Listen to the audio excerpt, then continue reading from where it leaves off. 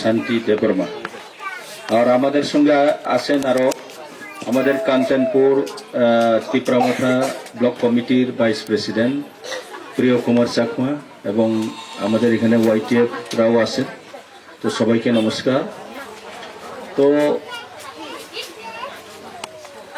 আমি কয়েকটা কথা বলতে চাই যেটা আমাদের মানে জনগণ এটা খুব বোঝার দরকার আছে। আমরা একটু আগে শুনলাম যে ত্রিপুরামাথা আঞ্চলিক পার্টি কেন আমরা করতে হয়। আঞ্চলিক পার্টি ছাড়া আমাদের ত্রিপুরা সাদের কেউ কথা তুলে না। আমরা ন্যাশনাল পার্টিতেও করা যায়, কিন্তু ন্যাশনাল পার্টিতে আমাদের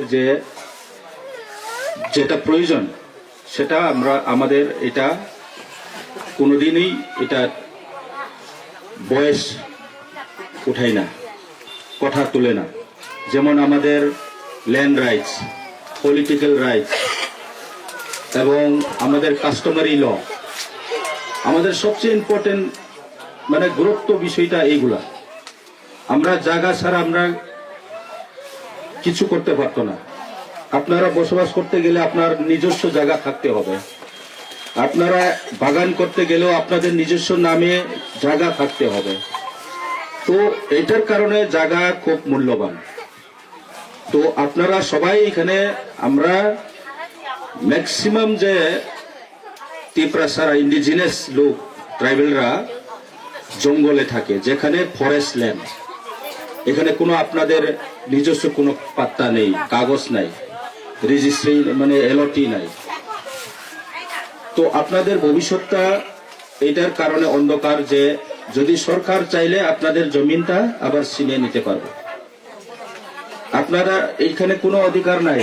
আপনাদের ঘরের সামনের দিকে রাস্তা আমি বানাইবো, কোথায় কোথায় বানাইলেও আপনারা কোনো কম্পেনসেশন পাইতো না। গভর্নমেন্ট থেকে কোনো এক পয়সাও আপনাদের ডিমান্ড করার নাই, অধিকার নাই, থাকতো না। কারণ আপনাদের নামে জায়গা রেজিস্টার করা নাই। তো এই কারণে জায়গাটা খুব মূল্যবান। তো এই যে জায়গার কথা, যে ল্যান্ড রাইটসটা, এটা আমি তো শুনছি না, আপনারা শুনছেন এটা তো আমি জানি না। আজ অব্দি ত্রিপুরা রাজ্যে কংগ্রেস হোক, সিপিএম হোক, এক্ষণে বর্তমানে বিজেপি, কেউ এইসব ব্যাপারে কথা তোলে না। আর তোলারও দরকারও নাই তাদের জন্য। যদি দরকার পড়ে আমাদের ত্রিপুরাসা ভাই বোনদের জায়গা দরকার আছে, যদি উনারা মনে করে, তাইলে অ্যাসেম্বলিতে একটা বিল পাস করে এটারে ইমপ্লিমেন্ট করা যায়, কিন্তু করে না। এটার কারণে আমরা এইটা নিয়ে কথা তুলতে লাগছে। আমরা বারবার কেন ল্যান্ড রাইটস, আপনারা হয়তো বুঝতো না, কিন্তু ভবিষ্যতে আপনাদের যে বাচ্চারা যারা এখন শিক্ষিত লেখাপড়া জানে, তারা এখন বুঝতেছে। আগে আমাদের দাদু, এর আগের আবার দাদুর দাদা মানে পিতা, এইরকম তারা বুঝতো না। তাদের ল্যান্ড যে অধিকার তারা বুঝতো না। আমরাও এখন কিছু লোক বুঝে, কিছু লোক বুঝে না। কিন্তু আপনাদের যে প্রজন্ম, নিউ জেনারেশন, তারা বুঝবো। তখন ল্যান্ড যে কত ইম্পর্টেন্ট এটা তারা বুঝবে। এটার কারণে আমরা ল্যান্ড রাইটস এর ডিমান্ড করছি। আমরা বাইরে জায়গাটারে কেউর জায়গাটা ছিনে নেওয়ার কথা কইছে না। আমরার জায়গাটারে আমাদের জায়গার অধিকার দাও, এটাই কথা আমরা তুলছি। এটা কি অন্যায় করছে আমরা? আপনারা কি মনে করে আমি আমার জায়গাটারে আমার রেজিস্ট্রেশন দাও, আমার নামে রেজিস্টার করো, এই কথা তুলতে কি আমরা কি অপরাধ করছে? আমি এডিসি এলাকা তো আমাদের ট্রাইবেলদের জন্য রিজার্ভেশন করা হচ্ছে। এটা 6 শিডিউল প্রভিশনে এটা আমাদের জন্য এটা রিজার্ভ করা হয়েছে। তো এই যে রিজার্ভ এরিয়াটা আমাদের ট্রাইবেল মানুষের জন্য সুরক্ষিত করে রাখার জন্য এটা ইন্ডিয়া গভর্নমেন্ট এটা প্রতিশ্রুতি দিছে। এটা কনস্টিটিউশনাল রাইটস, সাংবিধানিক অধিকার আমাদেরকে দেওয়া হচ্ছে। কিন্তু এই যে সাংবিধানিক অধিকার দেওয়া থাকার ফলেও এখন পর্যন্ত আমাদের ল্যান্ড বিল কেন পাস করা হচ্ছে না? এডিসিতে এখন আমরা বিল পেন্ডিং কেন আমরা যে বিল ল্যান্ড বিলটা আমরা স্টেটে পাঠাইছে অনেক বছর ধরে ল্যান্ড বিল পাস করার জন্য, এটা গভর্নর এসেন্ট না করার পর্যন্ত আমরা কোনো ইমপ্লিমেন্ট করতে পারতো না, কার্যকরী করতে পারতো না, আইনে পরিণত হচ্ছে না যতক্ষণ পর্যন্ত মানে গভর্নর এসেন্ট না করার পর্যন্ত আইনে পরিণত করতে পারতো না। তো গভর্নর কার কথা শুনে? গভর্নর শুনে স্টেট অ্যাসেম্বলির যে সরকারের কথা শুনে। তো এই কারণে আমাদের বিলটা পেন্ডিং এখনো রয়েছে। তো কেন দরকার ছিল তাদের এই যে বিলটারে আটকে রাখার? তাদের কি ইম্পর্টেন্ট ছিল যে এইটারে আটকে রাখার? তো এটা বিচার করো আপনারা, নাম্বার 1। নাম্বার 2 হচ্ছে আপনাদের পলিটিক্যাল রাইটস, যেটা আমাদের রাজনৈতিক মানে অধিকার। আমরা এখনো এডিসিতে কোনো আইন, নিজস্ব আইন তৈরি করতে পারে না। আমরা যেটা বিল আমরা প্রস্তাব পাঠাই, এটা স্টেটে পাঠাইয়া এটারে আবার গভর্নর এসেন্ট করতে লাগে। আমরা যে কোনো ডিসিশন নিলেও এটা আমরা ফাইনাল না, কাউন্সিলে আমরা বইয়া ডিসিশন নেই। আমাদের পলিটিক্যাল ডিসিশন আছে অনেকটা, যেমন কাস্টমারি ল চাকমাদেরও আছে, রিয়াং কমিউনিটিদেরও আছে, দেববর্মা, সব কমিউনিটি, ত্রিপুরা যত ইন্ডিজিনাস লোক আছে, এই যে অটোনমাস যে ডিস্ট্রিক্ট কাউন্সিলের আন্ডারে যারা আছে তাদের নিজস্ব একটা কাস্টমারি অনুযায়ী আইন প্রণয়ন করা আছে। আপনাদের চাকমাদের রীতিনীতি, আপনাদের যে কাস্টমারি, আপনারা যে সমাজে কি ব্যবস্থা আছে এই অনুযায়ী আপনারা কাস্টমারি ল বানাইছে, কনস্টিটিউট করছে। কিন্তু এই বিলটা যদি গভর্নর এসেন্ট না করার পর্যন্ত আমরা এটা ইমপ্লিমেন্ট করতে পারতো না, এটা কোনো ইউজলেস। তো আমরা এইরকম ডিসিশন নিতে পারে না আমরা এডিসির তরফ থেকে। আর সংবিধানে লেখা আছে আমরা এই অধিকার পাওয়ার কথা আছে, গভর্নর এসেন্ট করার দরকার আছে, কিন্তু গভর্নর এসেন্ট করে না, গভর্নর এটা অ্যাপ্রুভ করে না। যার কারণে আমরা এখনো আমাদের কাস্টমারি ল পেন্ডিং আছে। তার মানে আমাদের পলিটিক্যাল রাইটস, আমাদের যে পলিটিক্যাল রাইটস নাই। তো এই কারণে আমরা পলিটিক্যাল রাইটস কথা বারবার করছি, মানে বলতে থাকছি। তো আরেকটা হচ্ছে আপনাদের development. Development is most important. Development খুব দরকার আছে আমাদের। অনেক এরিয়া আছে এখনো রাস্তা পৌঁছেনি, অনেক এরিয়া আছে এখনো স্কুল ইনফ্রাস্ট্রাকচার হয়নি, অনেক এরিয়া আছে এখনো জল পৌঁছেনি। সেরকম অনেকটা বিষয়, অনেকটা আমাদের ডেভেলপমেন্ট এখনো গ্যাপ রয়ে আছে এডিসিতে। তো এটারে কেন গ্যাপ হয়ে থাকছে? স্টেট গভর্নমেন্ট সেন্ট্রাল থেকে বাজেট প্রত্যেক বছর বাজেট তৈরি করে বাজেট আনে। গত বছরে তারা 32,000 কোটি টাকা সেন্ট্রাল গভর্নমেন্ট থেকে তারা টাকা পাইতেছে। এই যে 32,000 কোটি তো সেন্ট্রাল থেকে দেওয়া আসে, আর স্টেট থেকে অন রেভিনিউ বিভিন্ন ডিপার্টমেন্ট থেকে, এগ্রিকালচার ডিপার্টমেন্ট থেকে, ফরেস্ট ডিপার্টমেন্ট থেকে, এরপরে আপনাদের প্রভিশনাল ট্যাক্স আছে, রোড ট্যাক্স আছে, ওএনজিসি, বিভিন্ন গেলস, বিভিন্ন কোম্পানির এখানে সংস্থা কাজ করছে, তাদের পক্ষ থেকেও সরকার রেভিনিউ কালেকশন করতেছে। তো আমরা রেভিনিউ সব স্টেট থেকে যে রেভিনিউ, এটা তো আমরা কোনোদিন ত্রিপুরা সরকার সঠিকভাবে আমাদেরকে বলেননি।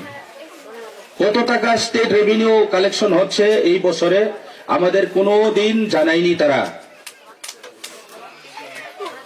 সেন্ট্রাল থেকে যেটা আনছে এটা তো আমরা জানলাম, কিন্তু ত্রিপুরা রাজ্য থেকে যে রেভিনিউ কালেকশন করছে এটা কত হাজার টাকা, কত হাজার কোটি টাকা আপনারা কালেকশন করছেন, এটা তো এখনো স্পষ্ট নাই। আপনারাও জানেন না, আমরাও জানি না।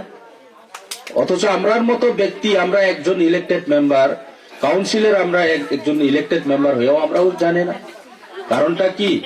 কারণ আমাদেরকে এটা জানাই না। জানাইলে কি হবে, গন্ডগোল হয়ে যাব। এই টাকাটা কোনখানে খরচ করছে তারা এখন হিসাব দিতে পারে না।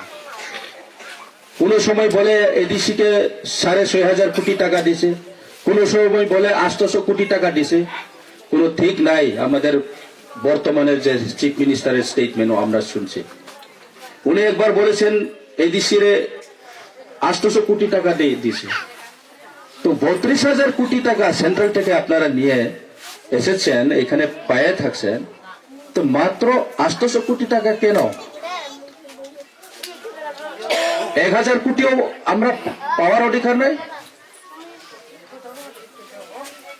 আপনারা বিচার করে দেখেন এটা। তো 800 কোটি টাকা দিয়ে আমরা বেতন দেই, বিভিন্ন এক্সপেন্স আছে অফিসিয়াল, এখানে প্রায় 300-400 crore এখানে খরচ হয়ে যায়। বাকি টাকা দিয়ে আমরা ডেভেলপমেন্ট করতে হয়। তো এই টাকা দিয়ে কি আমরা ডেভেলপমেন্ট করা যায়? একটা রাস্তা ভালোভাবে নির্মাণ করতে গেলে এখানে 1 crore টাকা যাইব। 1 কিলোমিটার 1.5 কিলোমিটার রাস্তা যদি কাজ করতে গেলে, ঠিক মতো করতে গেলে, তাইলে আমাদের কত রুট কনস্ট্রাকশন করতে পারবো এই সীমিত টাকা দিয়ে? এরপরেও এডিসি রে বদনাম করে, এডিসি সরকারের বদনাম করে, এডিসি সরকার কিছু করতে পারছে না, তীব্রমথা কিছু করতে পারছে না, এইসব কথা আমরা শুনতে পাই। এটা কিন্তু বহুত ভুল। আপনারা 32,000 কোটি টাকা নিয়ে আমরা দিনাই করে রাখছে। আপনারা এই যে 32,000 কোটি টাকা কোনখানে খরচ করছে তাই না? আমাদেরও প্রশ্ন আছে। অনেক সময় বলে 6,500 কোটি টাকা খরচ করছে। এটা তো ব্লক থেকে বিভিন্ন থেকে তারা স্টেট ডিপার্টমেন্টের মাধ্যমে করছে, আমরা মানলাম। তবু তো 10,000 কোটি টাকাও হয়েছে না। তো আপনাদের 3 ভাগে 1 ভাগ 1/3 খরচ করছে না এডিসি এলাকাতে। অথচ এডিসি এলাকা সমস্ত ত্রিপুরা রাজ্যের 3 ভাগে 2 ভাগ এডিসি এলাকা। তাইলে এই অনুযায়ী যদি এই রেশিওতে যদি গেলে আপনারা এখানেই তো বেশি খরচ করা দরকার আছে।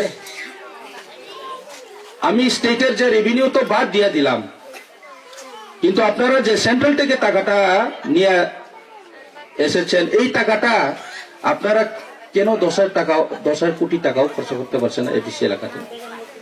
তাইলে কেমনে ডেভেলপ হইব এডিসি এলাকা? তো আপনারা সবাই আমরা মিলে শ্রেষ্ঠ ত্রিপুরা যদি আপনারা বানাইতে চাই, আপনারা সবসময় বলতে থাকেন সবকা সাথ সবকা বিকাশ। তো সবকা সাথ সবকা বিকাশ কোনখানে হইল? আমাদেরও প্রশ্ন আছে। তো সবকা সাথ সবকা বিকাশ আমরা শ্রেষ্ঠ ত্রিপুরা বানাইতে যদি চাইলে ত্রিপুরার সমস্ত মানুষ এবং সমস্ত এলাকাটা নিয়ে আপনারা কাজ করতে লাগবে। তখনই আমরা বুঝতে পারবো, হ্যাঁ আমরা এক শ্রেষ্ঠ ত্রিপুরা, সবকা সাথ সবকা বিকাশ। এখানে কোনো ডিভিশন থাকতো না তখন। তো আপনারাই ডিভিশন করছেন। ওর আমরা যখন কথা বললে আমাদেরকে বলবো এটা অহংকার, কমিনাল। তো ভালো কথা কইলে কমিনাল, সত্য কথা কইলে কমিনাল। তো যারা কিছু লোক আছে, লিডার, কিছু লিডাররা আছে নিজের স্বার্থের জন্য শুধু চিন্তা করে আর বাকি মানুষের জন্য চিন্তা করে না। এরকম লিডাররা জন্য তো ভালো। এটা লাগি তো আমাদের যে ট্রাইবাল ওয়েলফেয়ার মিনিস্টার বিকাশ দেববর্মা কি বলেন শুনেন তো, এবং আমাদের যে বিজেপির জনজাতি মোর্চা, আপনারা বিজেপিও হইছে না, আপনারা জনজাতি মোর্চার একটা ব্রাঞ্চ খুলে দিছে তাদের জন্য। মানে সেন্ট্রাল থেকে তাদের জন্য একটা পকেট বিজনেস, যেরকম দোকান দিছে, 2টা দোকান খুলছে তারা। একটা হলো মেইন স্ট্রিম আর একটা হলো ব্রাঞ্চ। ওই দোকানে 2টা টাকা আয় পড়ে। সেই রকম সেন্ট্রাল থেকে ফান্ড যখন আইব, ওই জনজাতি মোর্চার তার জন্য একটা ফান্ড আইব, আর যে মেইন স্ট্রিম আছে বিজেপি তাদের জন্য একটা ফান্ড আইব। তো ত্রিপুরাতে ব্যবসা করার লাগি পলিটিক্স করছে আমাদের ত্রিপুরা রাজ্যে ন্যাশনাল পার্টির যারা ইয়ে করে। তো এইরকম বিজনেস করি আমাদের কি লাভ হইব? তো জনগণের জন্য কাজ করতে গেলে আপনারা ঠিক আমাদের কথা শুনতে লাগবো। আমরা এডিসি এলাকাতে আছে, এডিসি এলাকার মানুষদের দুর্দশা, দুঃখ দুর্দশার কথা শুনতে লাগবো। তাদের কি দরকার আছে এই কথাটা আপনারা মানতে লাগবো। তখনই তো আমরা সবাই এক মিলে মিশে আমরা থাকতে পারবো। তো এখানে ডিভিশন কে করছে? তো তারাই করছে, যারা সরকার চালাইছে ত্রিপুরা রাজ্যে তারাই করছে ডিভিশন, আমরা করছে না। কিন্তু এটা হচ্ছে সত্য। তো যার কারণে আমরা আজকে ত্রিপুরা মহারাজার নেতৃত্বে আমরা আমাদের অধিকার নিয়ে লড়াই করতেছি, আমাদের সবার অধিকার নিয়ে, আমাদের যে ত্রিপুরা সাদের, আমাদের যে এডিসি এলাকার মানুষদের জন্য কথা তুলছে। কিছু লোক আছে, এখনো আমি দেখছি এখানে, প্রথমে আমি ভাবছিলাম এটা মাছ মারার আন্দারে পড়ে, তো আমি এখানে দাঁড়িয়ে শুনতে পারলাম যে এটা করমসরার আন্দারে পড়ে গেছে। তো ডিলিমিটেশনে একটা ইম্পর্টেন্ট এটাও, কিন্তু এটা সিপিএম আমল থেকে তারা কি করছে, ডিলিমিটেশন তো প্রত্যেক 10 ইয়ার পরে 10 বছর অন্তর অন্তর এটা ডিলিমিটেশন করা দরকার আছে। আমরা 2011-তে হওয়ার পরে আর ডিলিমিটেশন হচ্ছে না, এখন আগামীতে ডিলিমিটেশন হবে। তো আপনাদেরকে 2, 3, 4 টুকরা করে বানিয়ে দিলে আপনারা কি এটা মানতে পারবো? তো এইরকম করে অনেকটা কনস্টিটিউয়েন্সি মানে এইরকম বানাইছে সিপিএম এর যে সময় রুল করছে। পেচারতর কনস্টিটিউয়েন্সিটারে কিভাবে বানাইছে আপনারা জানেন তো? জাম্পুই হইয়া খেদাছড়া হইয়া কেমনে কেমনে বানাই দিছে। একটা মানুষের মিল নাই, আর কোথাও মিল নাই। তো মিলতে কেমনে মিলব? দামসরা খেদাছড়া থেকে এখানে কেমনে জয়েনিং করে দিছে, কোনো কারেকশনও নাই, রাস্তাও নাই। আর যে এলাকা সুন্দরভাবে একটা কনস্টিটিউয়েন্সি বানাইতে পারে এটারে বানাইয়া না। তার মানে ডিভিশন কে করছে? সব জায়গাতে আমাদের কাছে পলিটিক্স ছাড়া আমাদের কিছু করছে না। আমাদেরকে ডিভাইড করার, আমাদেরকে যাতে ইউনিটি না থাকার জন্য। আপনারা এখানে চাকমা বেল আছে, চাকমা এরিয়াতে কভার করে একটা কনস্টিটিউয়েন্সি বানাইলে কি অসুবিধা আছে? বিচার করে দেখেন এই কথাটা, ডিপলি আপনারা চিন্তা করে দেখেন। তো সবার জন্য সুবিধার জন্যই তো সরকার যদি মানুষের সুবিধার্থে যদি কাজ করতে না পারলে এই সরকার তারে কি আমরা মানতে পারবো? সেই রকম আজকে বিজেপিও সেই রকম, সিপিএম আমলে যেরকম করছে সেই রকমই করছে। তো এখনো সিস্টেমটা এখনো বদলাই না, এখনো সেম আছে। আমি তো দেখছি প্রশাসনিক ক্ষেত্রেও তাদের অ্যাডমিনিস্ট্রেশন কিভাবে চালাইছে, সেম সিপিএম এ যেরকম রুল করছে সেই রকম বিজেপিও রুল করছে। তো কি ডিফারেন্স আছে? সিপিএম এর সময় এলে গণমুক্তি পরিষদ ব্রাঞ্চ খুলে রাখছে, আর তোমার বিজেপির আমল এলে আবার জনজাতি মোর্চা খুলে দিচ্ছে। তো আমরা ট্রাইবেলরা কি আমাদের অধিকার নাই যে একটা মেইন স্ট্রিমে যাওয়া? ওইটাও তো প্রশ্ন করা দরকার আছে। আজকে বিমল কান্তি চাকমারে senior most politically experience person, ওনাকে প্রশ্ন করতে পারেন আপনারা। আপনি একজন সিনিয়র মানুষ এবং পলিটিক্যালি বহুত এক্সপিরিয়েন্স আছে, আপনি খুব বিজেপি সরকারের আন্ডারে আছে, আপনি একটা ঠিক করে দেন না এগুলা। আপনাদের চাকমা কমিউনিটির কাস্টমারি লটা কেন পাস করছেন না বিলটা? আপনারা পুছেন কেন ল্যান্ড বিল আমাদের এখনো পেন্ডিং আছে? আপনারা যদি জনজাতিদের জন্য কাজ করতে চাইলে আপনারা করিয়া দেখান, জনগণ বুঝবো। এইসব কথা কইলে আমরা খারাপ, আমরা কমিউনাল, কিন্তু কমিউনালের কথা না এটা।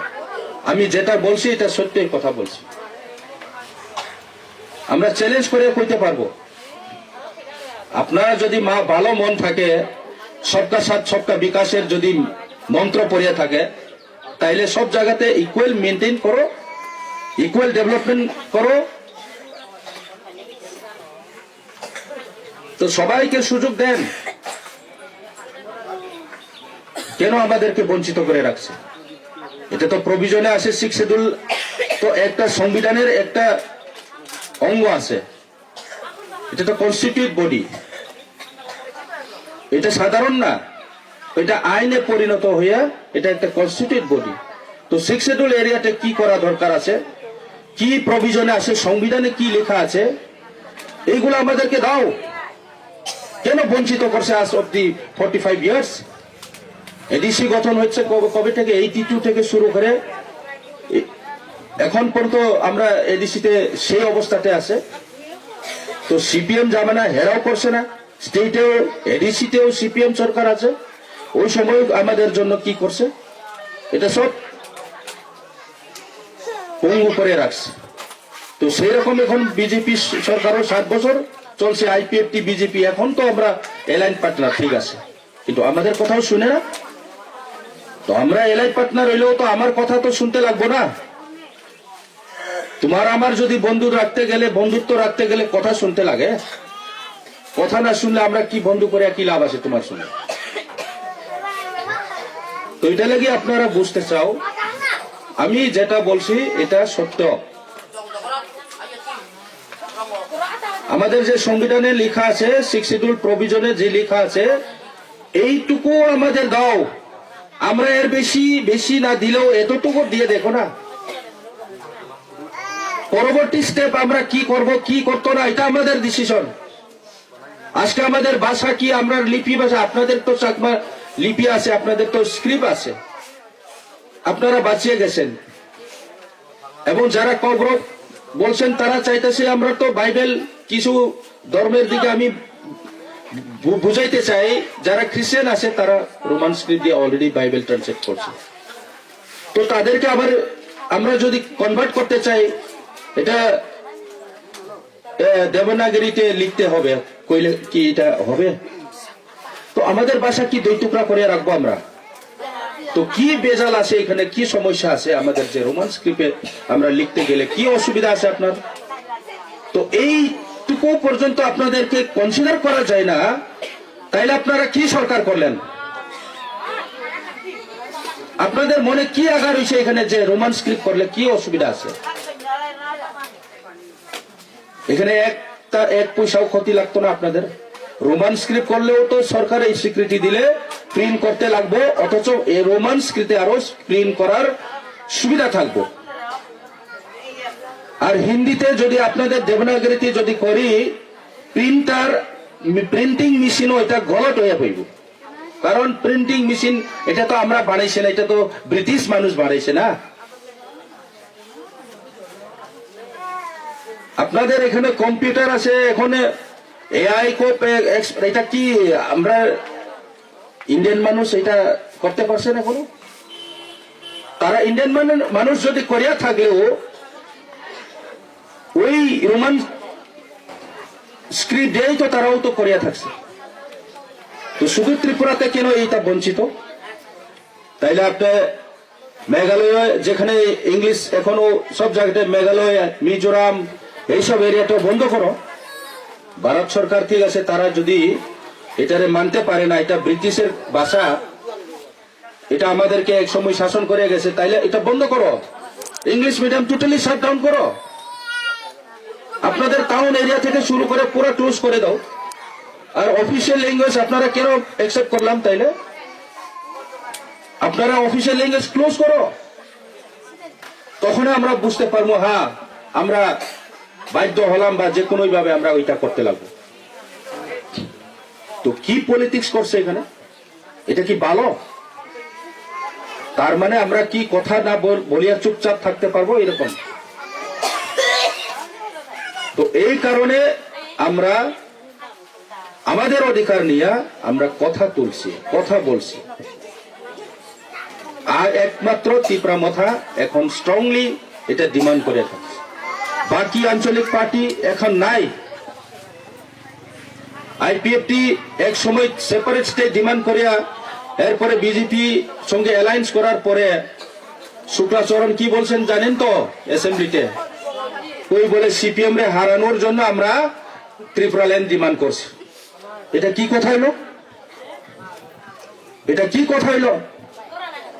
তাদের স্ট্যান্ড এখন কি আমরা কি বুঝবো? তাদের স্ট্যান্ড, তাদের পজিশন কি বুঝবো আমরা? নিজের স্ট্যান্ড, নিজের যে এটা লড়িয়ে গেছে, তাই না, খুব ভুলে গেছে। তার এত চিলাই থাকছে, ট্রিপল এন পেয়ে চিলাইছে ব্যক্তি, এখন নিজের পাই লড়ে গেছে, নিজের স্ট্যান্ডও ভুলে গেছে। এইরকম ব্যক্তিত্ব, এইরকম লিডারে আমরা কি চুজ করব আগামীতে? তো লিডার আপনাদেরকে চুজ করতে হবে। আগামী দিনে ইলেকশন আসবো, কারণ ইলেকশনের মাধ্যমে আমাদের সংগঠনটা মজবুত শক্তিশালী দেখাইতে লাগবে। কারণ এটা তো ডেমোক্রেটিক কান্ট্রি, আমরা ভোট দিতে লাগবো, ভোটের মাধ্যমে আমরা আমাদের পজিশনটা স্ট্রং করিয়ে দেখাইতে লাগবো। তখনই বুঝবো যে হ্যাঁ, ত্রিপুরা সারা এক হয়ে গেছে এবং তাদের ডিমান্ড গুলা সচ্চা, এটারে দেওয়া লাগবো, এরকম মনে করতে লাগবো সরকার। তো স্টেট সরকার এখনো কেন আমরা ডিনাই করে বারবার? তো এটাই আমার প্রশ্ন, যে আপনারা যদি একসাথে থাকতে চাইলে, একসাথে মিলামিশা থাকতে চাইলে, আপনারাও আমাদের কথা শুনতে লাগবে। আমাদের কি অসুবিধা আছে এটা আপনারা বুঝতে লাগবে, আমার এলাকায় কি রকম আছে এটা আপনি বুঝতে লাগবে। আর সেন্ট্রাল থেকে যে টাকাগুলো আছে এগুলো আমাদেরকেও দেওয়া লাগবে, সমানভাবে ডিস্ট্রিবিউট করো। আর জায়গাতে, সব জায়গাতে যেখানে সেখানে আমাদের ব্লক আছে, সাব ডিভিশন আছে, সেখানে ইকুয়ালি ডিস্ট্রিবিউট করো। কেন শুধু ধর্মনগরে এক্সপেন্ড করবো এই টাকাগুলা? কেন আগরতলা, কেন কমলপুর? এটা সব মানে ইকুয়ালি ডিস্ট্রিবিউট করো, তখনই তো সব ত্রিপুরা সব জায়গাতে ডেভেলপ হইব, তখনই তো আমরা শ্রেষ্ঠ ত্রিপুরা হইব। এটাকে বলবো আমরা একসাথে, মানে সবকা সাথ সবকা বিকাশ। তো মুখে দিয়া কথা যে বলছে এটা একটাও মিলছে না, এইভাবে আমরা মানতে পারতাম। আমি তো শুনছি আগে 2014 আগে, আচ্ছা দিন আনে ওয়ালা হ্যাঁ, আচ্ছা দিন আয়েগা, আচ্ছা দিন আয়েগা। এটা মোদির কোট, আমাদের ভারতবর্ষের প্রাইম মিনিস্টারের কথা শুনছি, আচ্ছা দিন আনে ওয়ালা হ্যাঁ। আচ্ছা দিন কবে আইব এখনো আমি চিন্তা করতে পারছি। গড়ে গড়ে 15 লাখ পুষিয়ে দেবার কথা কই, কালো ধন কই, এখন আমরা ভুলে গেছি। কিন্তু বিজেপি করছে, তারাও ভুলে গেছে। 2023-এ তারা কি প্রতিশ্রুতি করছে, ম্যানিফেস্টোতে কি লেখা আছে এটাও ভুলে গেছে বিজেপি। কিন্তু এর আগে 2018 ম্যানিফেস্টোতে কি লেখা আছে এটাও ভুলে গেছে। সব মেয়েদেরকে সাইকেল দেওয়ার কথা, ল্যাপটপ দেওয়ার কথা, মোবাইল দেওয়ার কথা ভুলে গেছে ইউথদের। আর বিজেপি এখন এটা বলছে না ডেভেলপমেন্ট ডেভেলপমেন্ট। ডেভেলপমেন্ট কই হয়েছে? টাকা তো আপনার পকেটে রাখিয়ে দিছে। আর আপনারা শুধু ডেভেলপ হইতাছে, বিকাশ ডেভেলপ হইতাছে। ট্রাইবাল ফার্ম মিনিস্টার হয়েছে যখন, সব জায়গাটা ট্যাক্স নিতাছে নিজে। আমরা কি ভুলে যাইব এটা? আমরা কি জানি না? একটা প্রজেক্ট পাঠাইতে গেলে ট্যাক্স কালেকশন করে, পার্সেন্টেজ চাই। তো একজন ব্যক্তি ডেভেলপ হয়ে গেছে, তো সমাজের কি ডেভেলপ হইব এরকম লিডার থাকলে?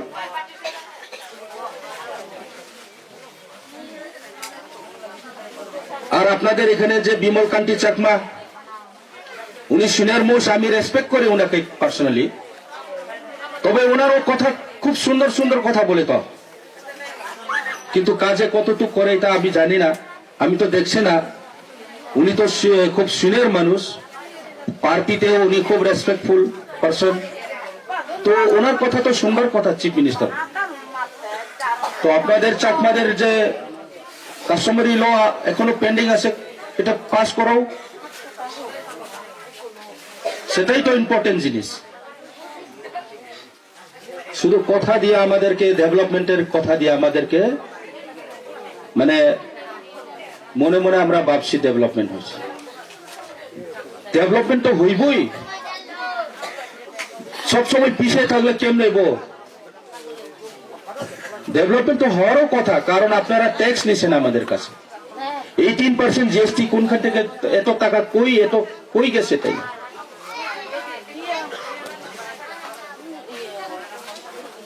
তো এই কারণে আপনারা বুঝতে লাগবো, ডেভেলপমেন্টের কথা শুনে শুনে আমরা মাথা খারাপ হয়ে যাই। ডেভেলপমেন্ট তো করতে লাগবো, এটা তো সরকারের দায়িত্ব আছে, রেসপন্সিবিলিটি আছে। আপনাদের স্কুল, রাস্তা, পানীয় জলের ব্যবস্থা বিভিন্ন করার এটা সরকারের দায়িত্ব আছে। তারা এটা না করলে কেমন হইব? তো এইসব আমি আপনাদের সামনে এটা বলছি, এটা আপনারা বুঝে আগামী দিনে কি করতে হবে আপনারা নিজেই বিচার করেন। শুধু আমরা একটা সুতা পাইলে এটা খুশি এরকম না। আজকে আমরা যে এই জিনিসটা দিছি এটা একটা সামান্য একটা জিনিস, এটা আমরা কিন্তু আমার মনে এটা স্যাটিসফাইড না। আপনাদেরকে এই সুতা দিয়ে আপনাদেরকে ভোট দেওয়ার জন্য এটাও আমি অনুরোধ করছি না। আমি এই সুতাটা দিছি আপনারা ভোট দাও এরকম না। এটা তো আপনাদেরকে আমরা যা পারি দিছি, আপনারা নন। তবে আপনারা ভোট না দিলেও আমরা খুশি। কেন? আমরা এটা দিয়ে আপনাদেরকে ভোট কিনবার জন্য আইসে না। তবে আপনাদেরকে আমাদের রিকোয়েস্ট হয়েছে, আপনাদের যে ল্যান্ড অধিকার আছে, আপনাদের কাস্টমারি ল, এটা আপনাদের ইম্পর্টেন্ট। আপনাদের যে পলিটিক্যাল রাইটস, এইগুলা আপনারা চিন্তা করিয়া ভোট দিতে লাগবে।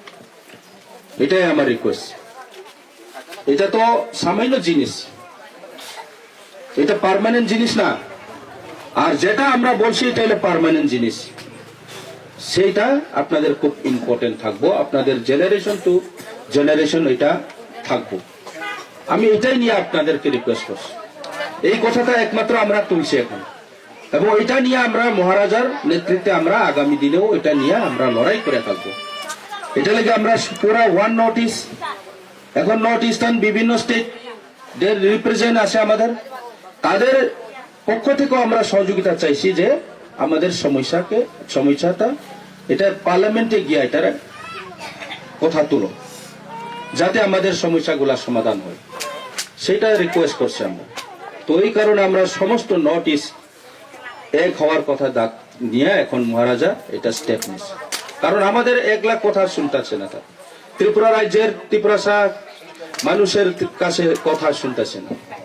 তো আমরা চাই আরো মানুষ আমাদেরকে সাপোর্ট করুক, এবং আমাদের যে দরকার আমাদের অধিকার এগুলো দিয়ে দাও, এটাই আমরা চাই। তো আমি আর বেশি কথা